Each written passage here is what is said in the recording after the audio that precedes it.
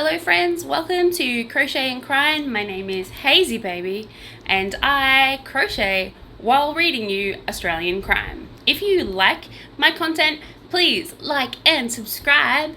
And obviously I couldn't be bothered putting makeup on today, so let's just ignore the fact that I have glitter freckles, okay? Alright, we'll move on. And okay, thank you, bye. Okay, welcome to a brand new week. It is Monday the 3rd of April 2023 and yesterday marked my day off, so I don't upload on Sundays, but I'm fresh and ready to start a brand new week. So the stories today are out of Australia, some are out of America. It's just whatever news has happened over the weekend. So I'm working on these squares, or rectangles rather, for my brother's blanket. So that's what I'm going to be working on today. They're going to go with these squares, and this here is actually a jacket that I made. So I'm just going to count the first 24 chain. So if you want to see that again, I'll do that again. A slip knot. Not sure if you know how to do one. So basically how it goes is you fold it over on itself, and then you pinch and you add and slide, and that is how I do a slip knot. So I'm just going to chain 24. I need to concentrate for doing this bit, so I'll be back. Our first story today is fresh out of Darwin, where a axe fight was caught on camera in a Darwinian, if you will, crime surge. So a street fight has been caught on camera in Darwin, with some of the brawlers wielding small axes. It came amid a weekend of crime in the Northern Territory towns and cities. So it was like a whole weekend of, apparently. With police yesterday deploying extra officers to the Greater Darwin region after a string of offences. So an NT businessman, so the Northern Territory for those who don't know, Darren Clark called on the Prime Minister, Anthony Albanese, to return to the north to see the struggle that locals are facing.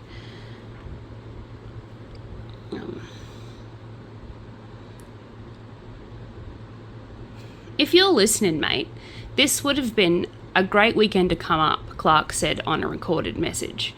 And we could have sat here together and I could have told you some of the stories of what's going on, and we could have just waited for what's going to unfold, mate. Something has to change up here, mate. Something has to change. So, of course, he said mate like 100 times. Because, it would just be so un-Australian not to say mate that many times. But, yeah, so he's like super upset, which, I would be upsetty spaghetti too if I was the mayor of a town that everyone was just like axing each other for no effing reason. So we'll have a look. Let's see what else it says. So police claimed that there were 3 stolen cars that were involved in a five unlawful entries and 1 attempted unlawful entry between 10:30 p.m. on Friday and 5 a.m. on Saturday. Officers allege people broke into 2 fuel stations, a licensed premises, and a business in Palmerston. Another unrelated car was stolen just after 5 a.m. with a fuel station in Palmerston. So a man allegedly forced the family in the car before fleeing behind the wheel.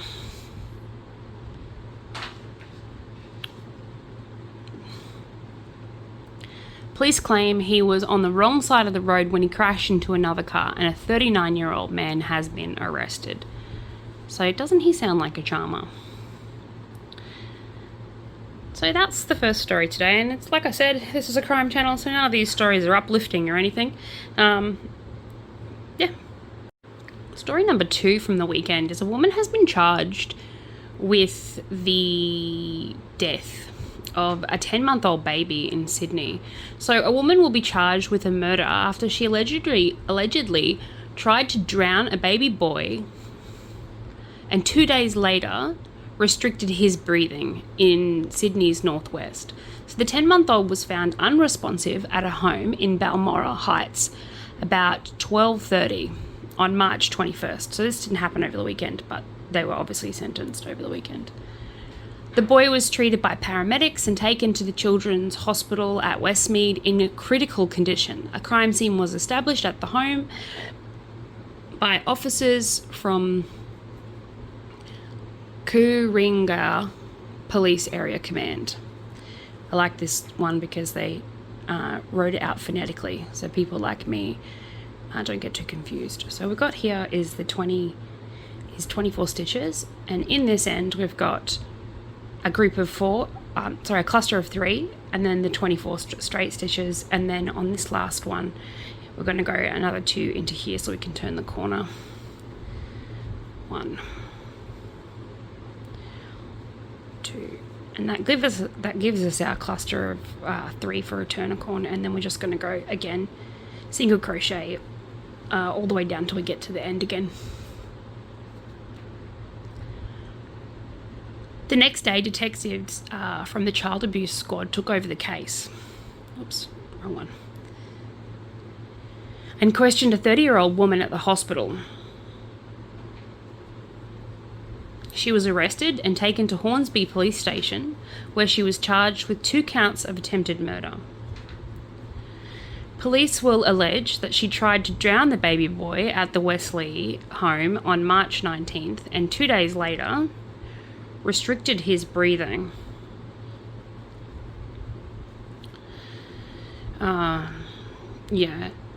At the house at Balmoral Heights. Sadly, the boy died in hospital at about 2 p.m. on March 23rd. Again, I am so sorry that this story is about the death of a child, but at least we can take comfort in the fact that it seems to be getting justice, even though I know that it doesn't actually bring the child back, which is, just absolutely devastating for the rest of that family. The woman faced court earlier that day on charges of attempted murder, but they will now be upgraded to 1 count of murder and 1 count of attempted murder at her next court appearance. She was refused bail, and Premier Chris Mims was asked about the case at a press conference this morning, and he said, "This is a serious issue. It's before the courts, charges have been laid, and I'm not going to comment specifically." That's because he can't comment specifically. Whenever there's an open case, guys, he can't comment specifically because it could jeopardize that case. That's why they don't comment. They don't not comment because they're assholes. They don't not comment because it could jeopardize a case. And, in some cases, the killer can walk free, and that's not justice at all. So the woman will reappear, ta-da, like a magician, at the Downing Centre local court on May 18th. So I hope she was not granted bail, honestly. I hope she doesn't have any other children, because that's absolutely devastating. Alrighty, so that's the end of the first row. So as you see, it was a chain of 24, and then it was a simple single crochet throughout the whole chain until the end, and then there was 3 in each end. So now we're going to go with the back post half double crochet. So I'll just show you what that looks like. So first of all, chain 1 so that we have a nice little gap there, and then as you can see at the front here, there is a nice straight line. That's our front post, our front of our stitch. So we're going to our front loop, so that's our front loop, and we're going to work in these back loops. So you see on the top here how it has a little triangle, like a little arrow sort of look. So we're going to go through this bit here. So we're going to wrap around once, and we're going to go through this bit here. And see there's 2 stitches on there now. See the 2 stitches, 1, 2, and the front one is still in the front. And what that does is, as you can see, it leaves this nice little line. So we're going to leave a nice little line. So what we're going to do is we're going to do 2 half double crochets into each, all the way around. So that's what's happening. That's what I'm doing. So this next story is about a pre-dawn bust that lifts the lid on an alleged drug distribution ring on the New South Wales Central Coast. Oopsie daisies. Alrighty, let's pull a little bit of this wool. Oop, I've got a little bit of a knot situation happening. It's not funny. Yeah, I'm so punny. Alrighty.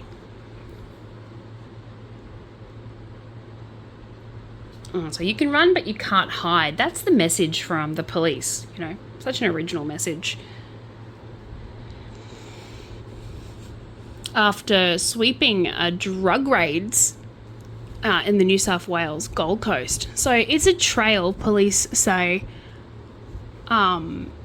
they have been secretly following for several months. So on Thursday, detectives say it finally paid off. So they have been busting their nuts to try and catch these drug fools. You are a fool, Mr. Man. And it paid off. So tactical officers moved in on the Empire Bay on the Central Coast, arresting wannabe actor David Crochet. I have no idea how to say his actual name, so I'm just going to leave it at that. Who was 27, who allegedly playing a key role of supplying drugs, basically. At the same time, a Orbuth Michael Go, 38, was also marched out. Detective Superintendent Grant Taylor from the New South Wales Police said up to 60 officers were involved, including officers from the State Criminal Squad, along with Australian Federal Police. So 60 officers. Well, they sound like they had a wonderful weekend, she says sarcastically. I hope they got paid overtime for that bullshit. And yeah, the sad part about drugs is it's kind of like playing whack-a-mole. You know, you knock one drug dealer down and another one pops up. So, but that doesn't mean we should become complacent and then we should just allow these drug dealers to just, run free or whatever. But also, it's a lot of resources and hard work to go into stopping these drugs from being in our country. And the sad, sad truth is that I don't think it will ever decrease. I feel like we just keep finding new drugs, new drug dealers, new ways for people to escape reality. And in these COVID times, well, even, post-epidemic, if you will, people are turning more and more to different ways to escape. And unfortunately, these drug dealers, they pander to that. So that's the real sad reality. Oh my god, I just realized I did this wrong. So I actually only wanted double crochets in the end stitches and a single crochet in all of these. So see how it's doing this weird buckle thing? That's what happens. So this is what happens when you create your own pattern. Sometimes you get a little bit confused. In the earlier renditions of this pattern, I had done that and it had caused this buckling effect to take shape. If you see in this one, see how it's like all buckled? But it's okay, I can still work with it. But I really don't want to do that again. So what I'll do is I'll undo this. So for those who like a good frogging, I don't know if you can hear it. I don't think you can.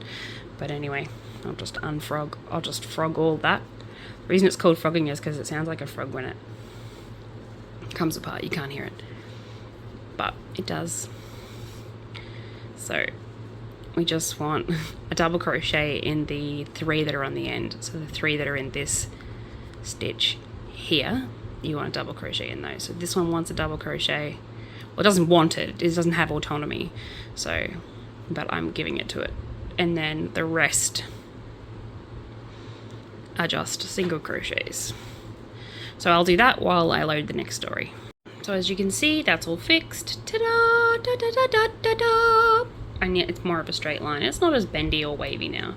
So now we have the double crochets in the back post only, and then we have one half double crochet all the way along until we get to the end again, and then we're going to go 6, so 2 in each one, 1 2 3 4 5 6, so it equals 6, because this is going to be our corner in the next round. That's what's going to happen.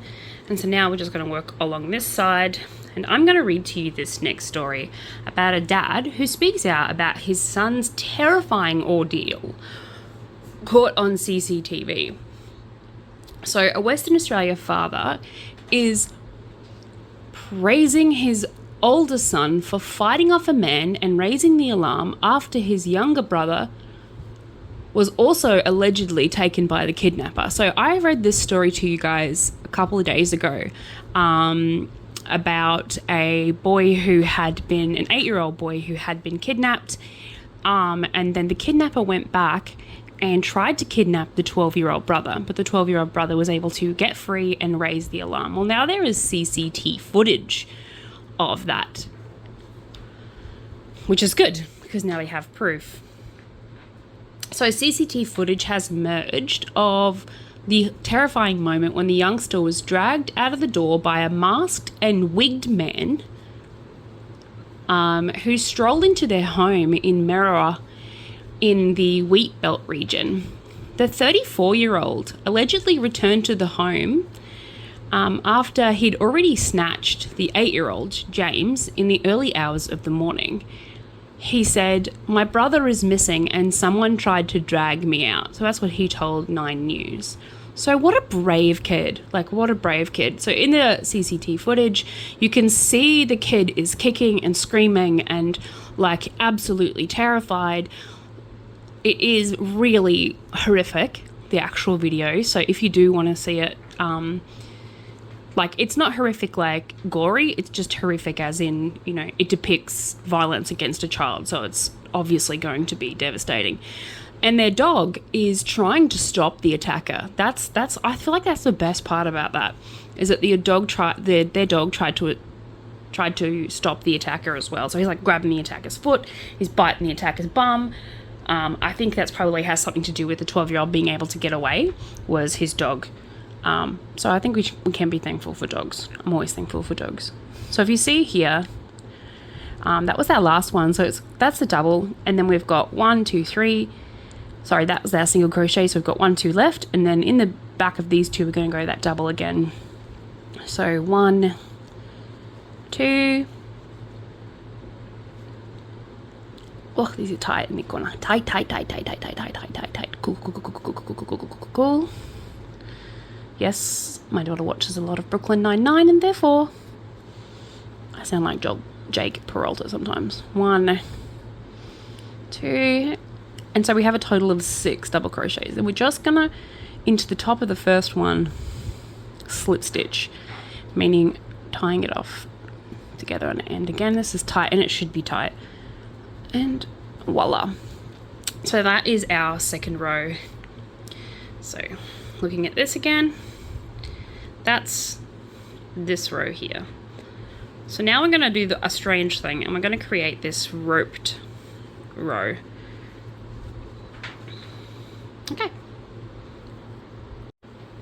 Okay, so this row is a really simple row, and so it needs my attention though, so I will quickly go through it. So what we're going to do is working in the second stitch, so we're going to find our way around, and we just do that by slip stitching until we get there.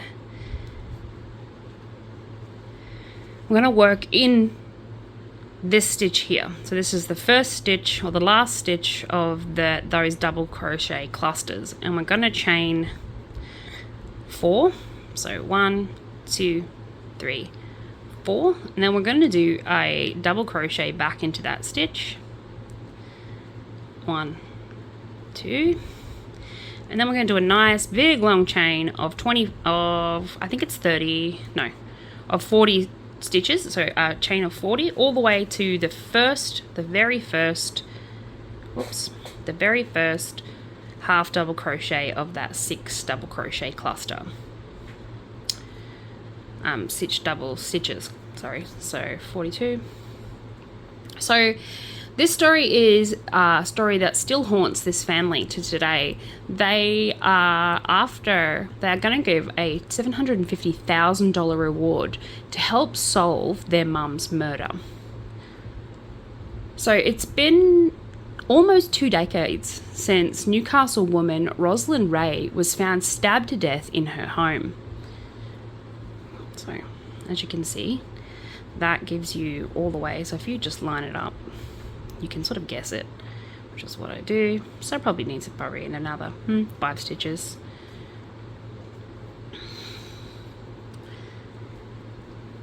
So now New South Wales Police have offered $750,000 of a reward for the family in hopes of finding her killer, which would be, fantastic for them. Some closure. Not that I believe in closure. So we're just going to double crochet into the top of that first cluster. So 1, chain 1, and then back into there again. And then we're going to do a nice little chain of 5. So 1, 2, 3, 4, 5. We're going to come to that last stitch in the 6. So 1, 2, 3, 4, 5, 6. And it should be the very last one up top here. And again, we're going to double crochet into there. Again, it should be tight. If it isn't tight, you're doing it wrong. Bah, ha, ha, ha, ha, ha, ha. No pun intended. The 52-year-old was found dead in her home by multiple stab wounds. So someone just went to town on this poor old lady. And there are 2 corners. And so now we're going to go and do another big long chain. See, this one's nice and... all just guesstimation, people. All just guesstimation. I couldn't imagine spending 20 years looking for my mum's killer. Just to no avail. That's just so horrible.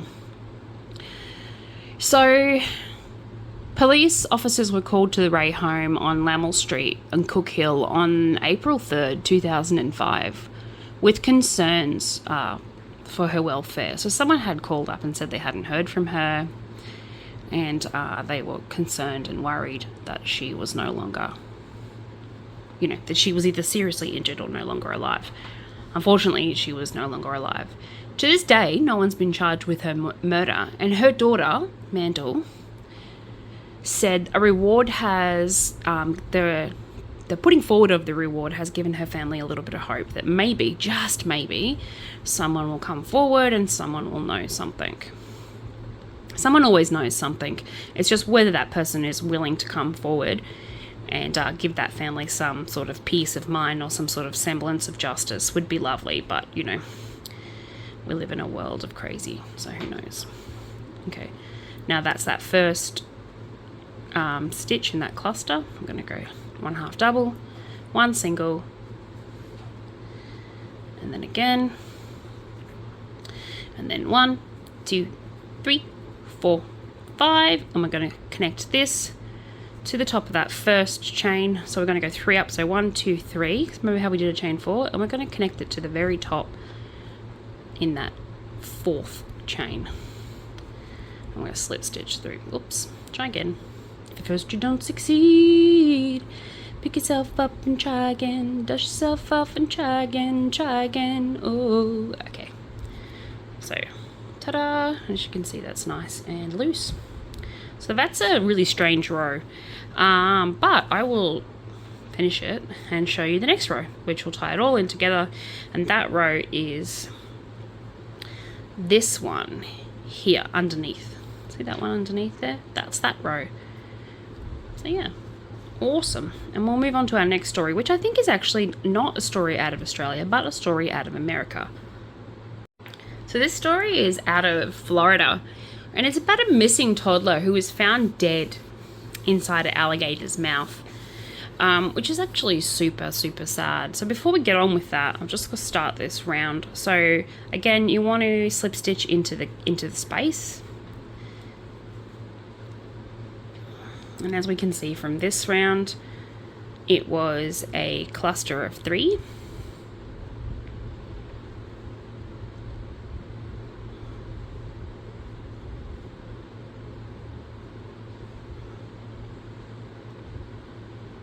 I think. Or was it a cluster of one? No, one, two. It was a cluster of 2. Sorry, I was just double checking myself again. This is what happens when you have your own pattern. 1, 2, and then back into that stitch. Another one, so it's 2 crochet together, a chain 1, and another 2 together. And that's just making our corner. 1, 2. And never fear, these things happen. Just undo it. Just pick yourself up and try again, like I said. 2. Okay. Now we want to work on the putting our chain down so we're not accidentally crocheting over the top of it. And we want to go 9. We want to work 9 double crochets, missing this first one because it's already got something in it. We're going to go 9. So 1,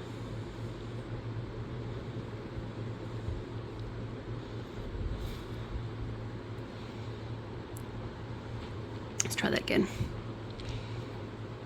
I'm gonna go 1.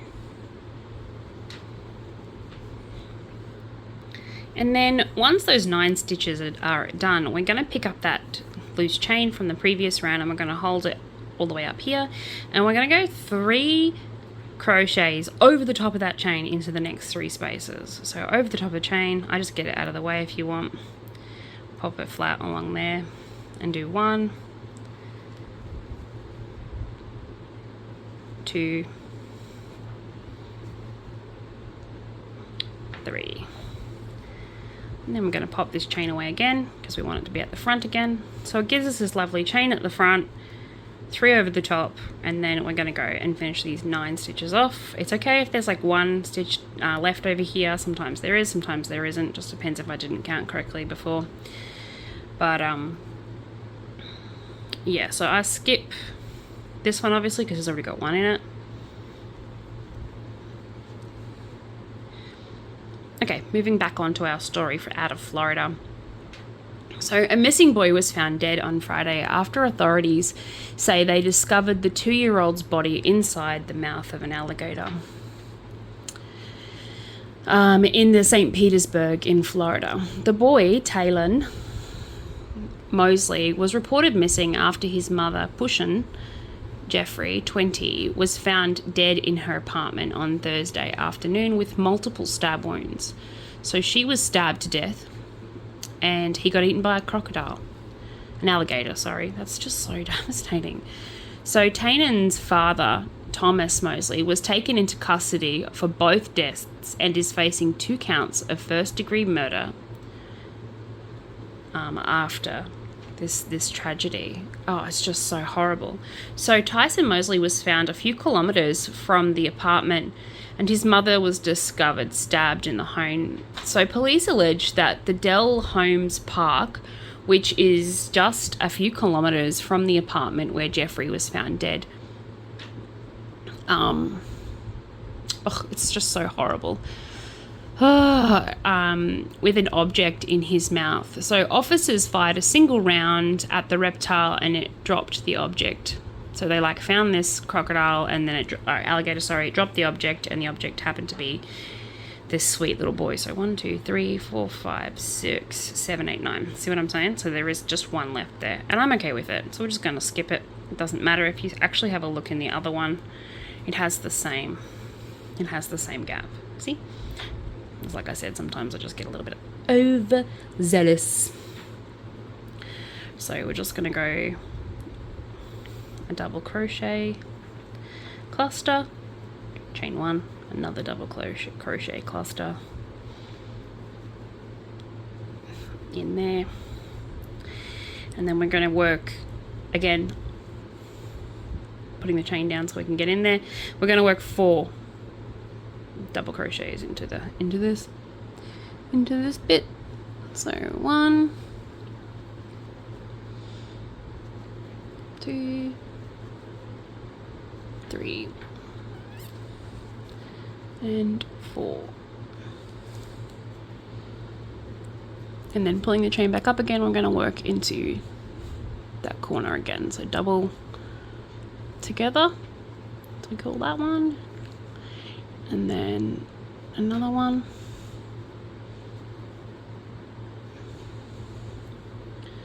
in there, and then skip 1 and 9.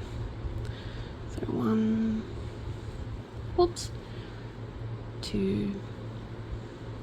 Okay, so officers were able to retrieve the object, finding the talons. Sorry, I think I said Jeffrey before. Yeah, Talon, his name was Talon Jeffrey, that's why. Body intact. We didn't find him this way, but at least we can bring some closure. Like, they didn't want to obviously find him that way, but like they said, at least they can bring some closure to the family.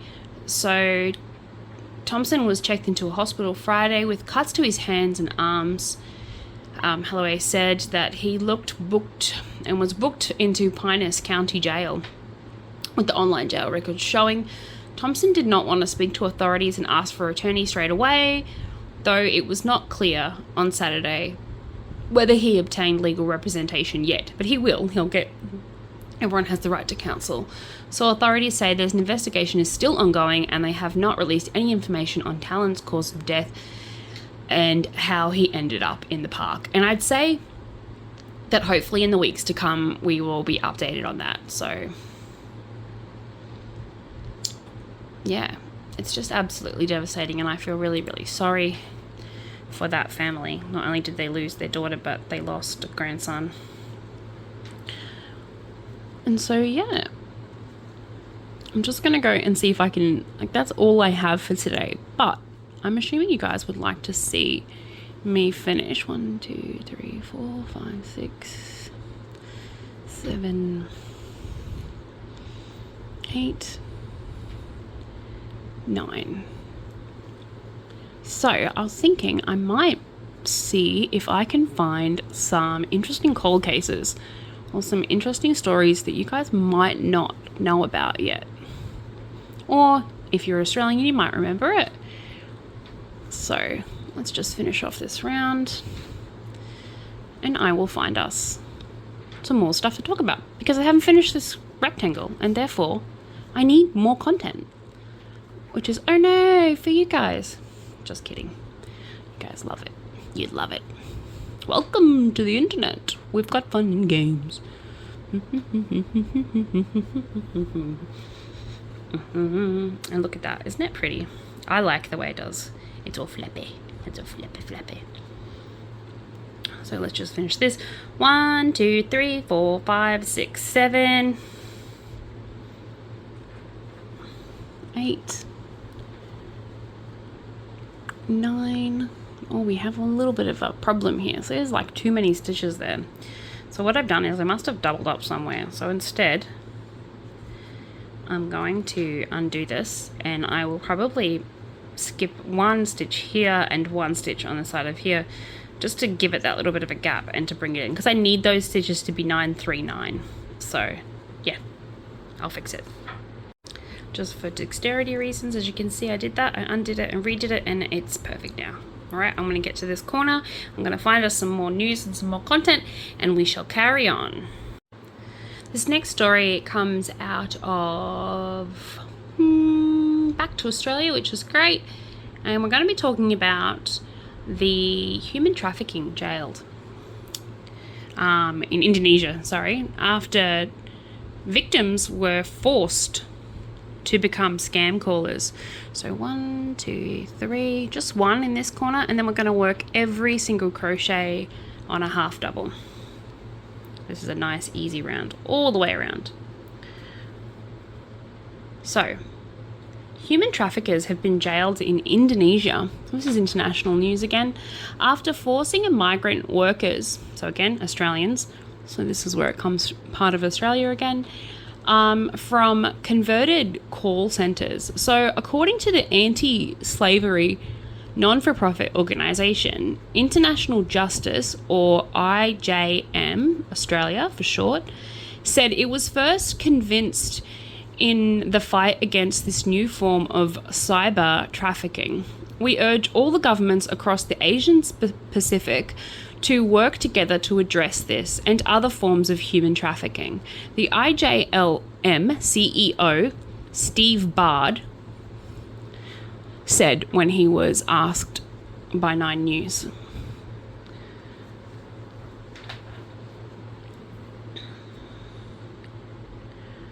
So the IJM said Indonesian workers are lured to Cambodia with the premise of a lucrative social media jobs.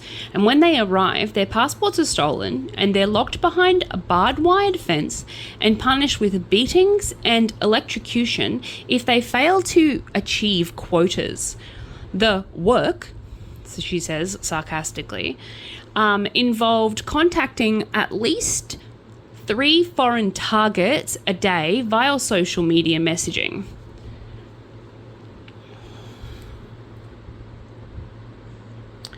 So most of these targets were rich men, including Australians, and the company told the worker, Rahim, not his real name, and his co-workers to pretend to be young women by building relationships and trust with their targets using female models for photos, and video calls were requested.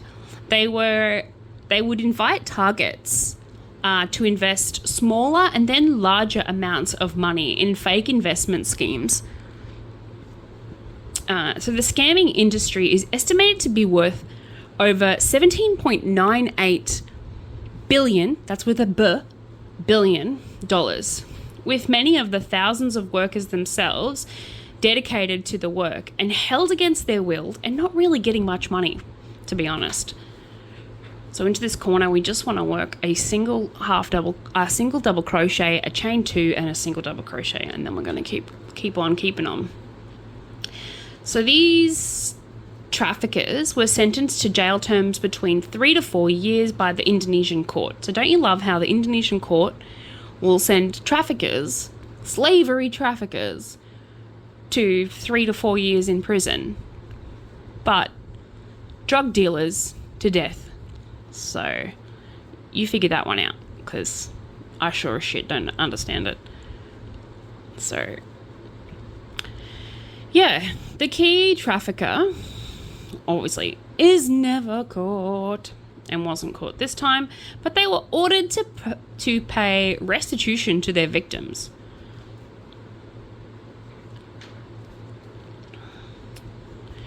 All right, so the scam says something along the lines of approval required. A loan for $15,000 has been successfully approved. If this was not you, call us now, and they give you a number.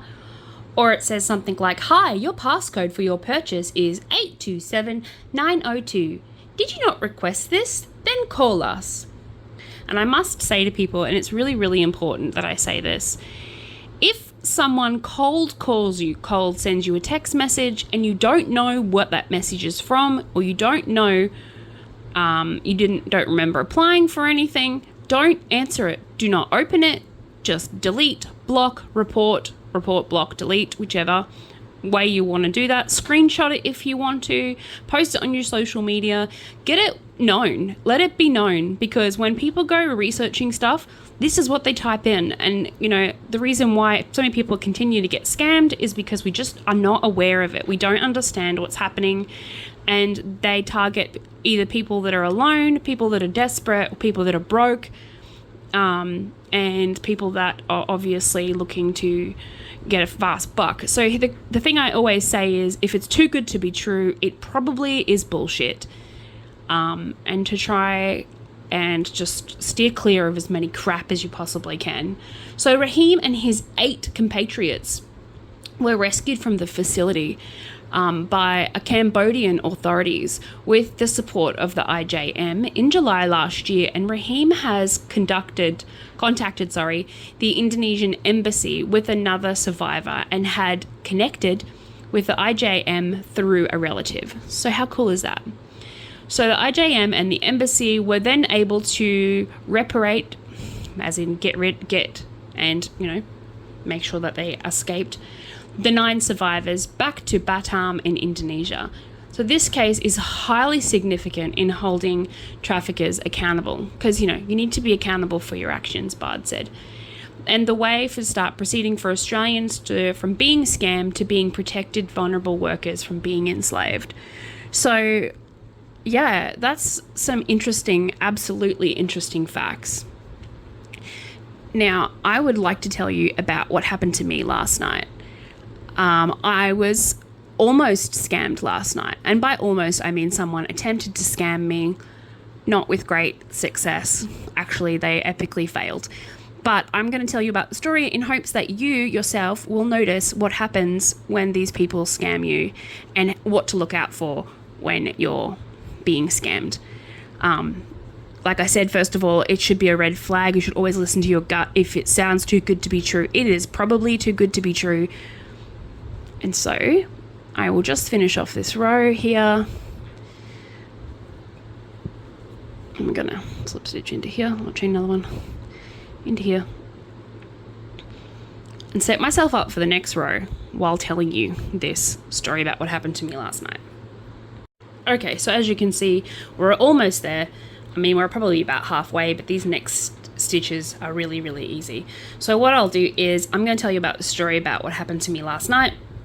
I'm going to do this next row, which is just a cluster of 3 and a cluster of 2 in the corners.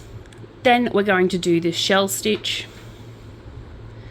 Then we're going to do what I call these V stitches before ending in a nice row of half double crochets. So what I'll do is for the rest of this video, I will just do this stitch here, this triple crochet stitch, and tell you about my story. And then if my story is done by the time I'm finished with this, then I will do these last 3 rows tomorrow, in tomorrow's video. I'll make you wait. Dun, dun, dun. Okay, so now we're in the corner here. Again, I'm going to chain 4. I'm going to go back 3, sorry, and I'm going to go back in here. So 1, 2, and that'll give us our 2. Then we're going to count 3 stitches, so including the corner, 1, 2, 3, and a triple. So last night I was on TikTok and Bigo. You can find me on all of these social media outlets. I am under the name Hazy Baby, and I am not ashamed to say that I am a very open person. So I am open, I am happy, and I will discuss all aspects of my life, basically. I believe in truth, and I believe that we shouldn't be shamed for loving our own bodies. Just because my body has a little bit more jiggle than the average person doesn't mean that I should love my body any less. So I am a big, keen advocate for loving yourself, loving your body, loving your own image, and all of that jazz, and about that sort of self-love without be sounding too creepy and too hippy-dippy.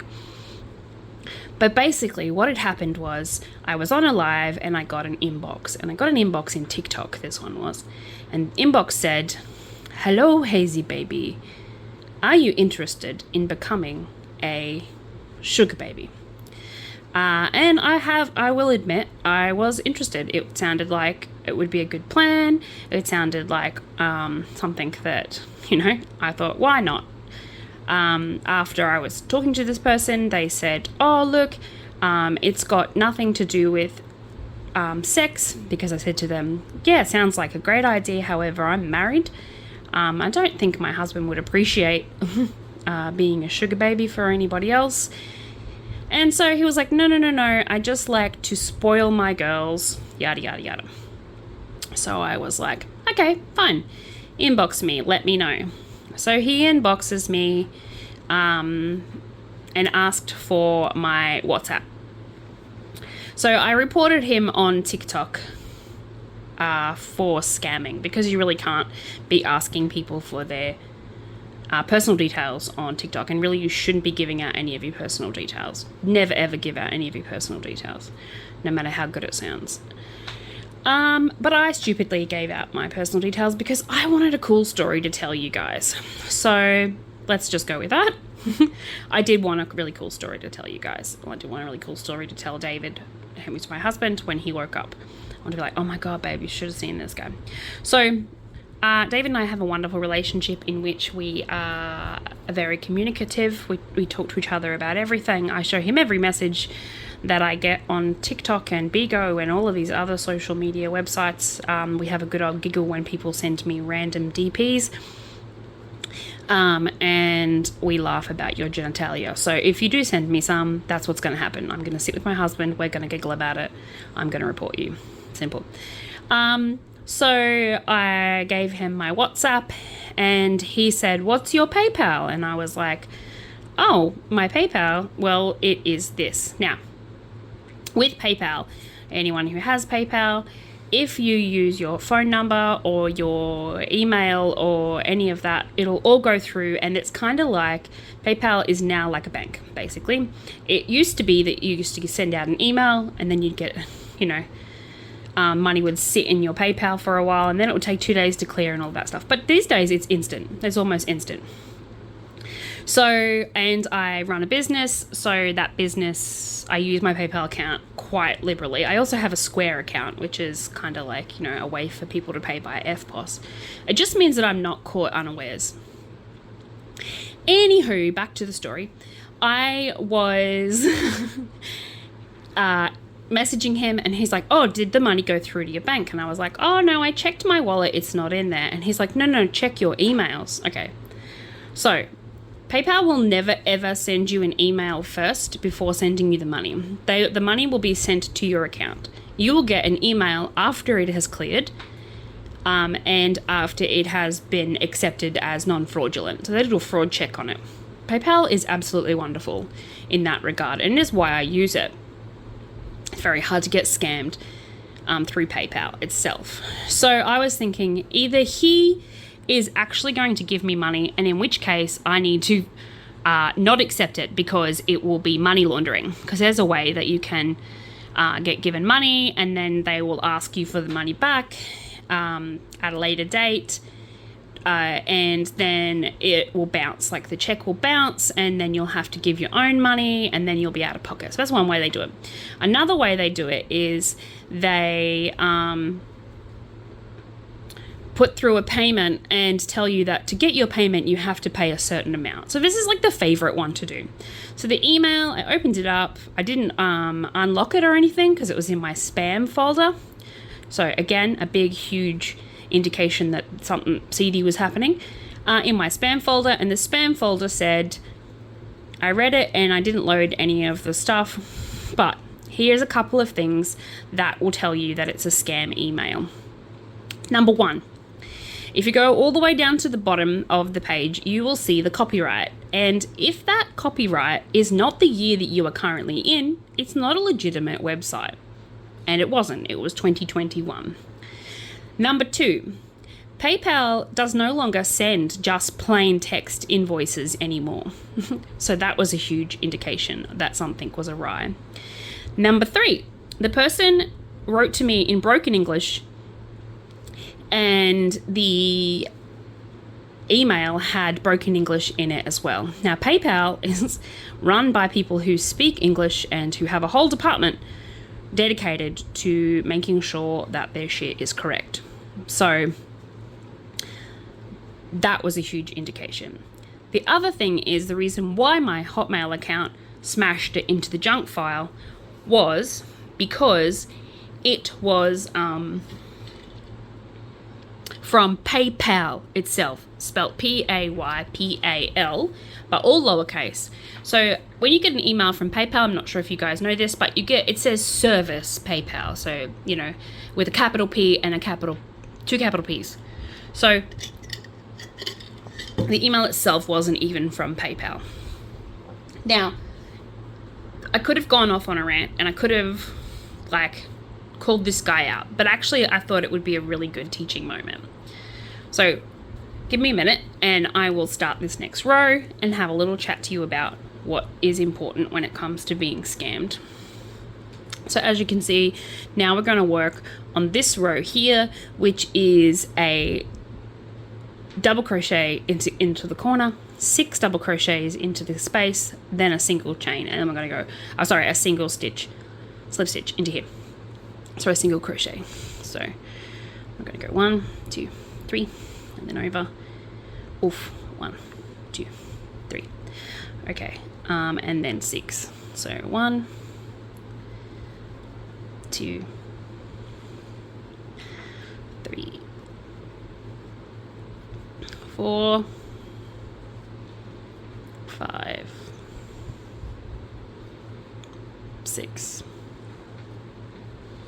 and then into here. And we're just going to repeat that pattern all the way around. So you can watch as I do this. So, part 2.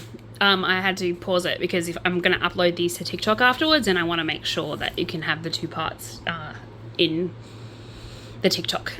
So, basically, like I was saying, this guy is absolutely a scam. So I sent him a message and I said to him, "Hi, I don't appreciate being scammed this way, and I actually feel really sorry for you if this is how you make money in life, preying on the young and the vulnerable." So the reason I did that was because at the bottom of this PayPal invoice was a small message that said, "You to receive these funds, you need to deposit $100 into a gift card account." And it was a specific gift card account, and I'm not going to say which gift card account it was because they have nothing to do with it. It's just, it should be a huge red flag to you if anybody is asking you to buy them gift cards.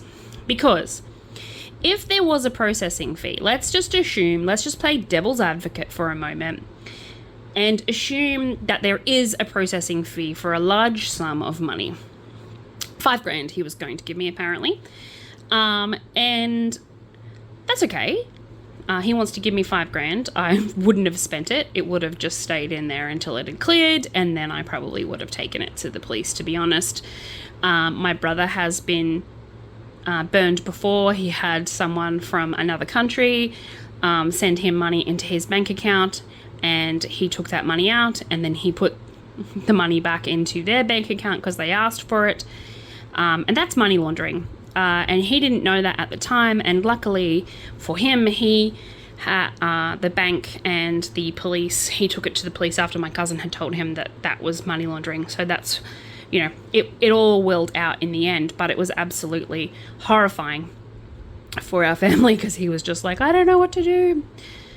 3, 4. So I digress. But basically, it was asking me for a $100 card. So I said to the dude, "Okay, look, you're full of shit.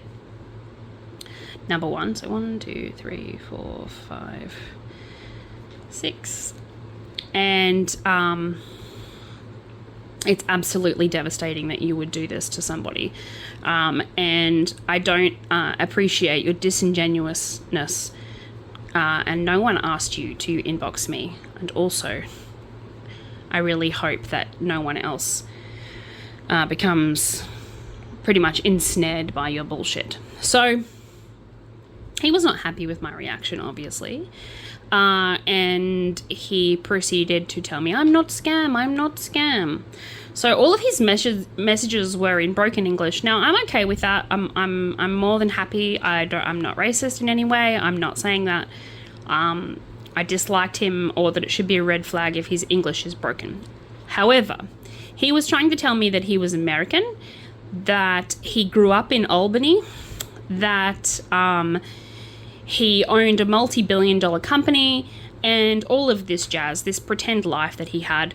And I was giggling to myself because I was thinking, in what world would someone believe that this person who can barely speak English is a multi-millionaire with a company of their own? I think that's just not possible. And so I was like, okay, teachable moment, and I was not embarrassed because I wasn't scammed, but you shouldn't be embarrassed even if you are scammed.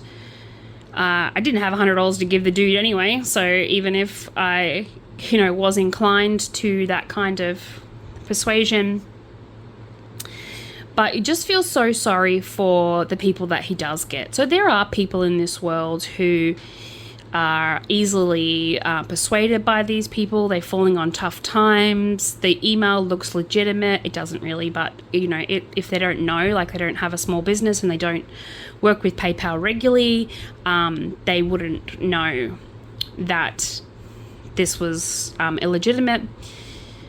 Because most people use their credit cards these days, and not very many people use PayPal. PayPal is mostly just for, like, it's gone downhill ever since the Step Pay program and all of these other, part payment programs have come in. So hardly anyone uses PayPal anymore. I just use it because, like I said, I own a business and it's easier to get money internationally. Plus, it automatically changes.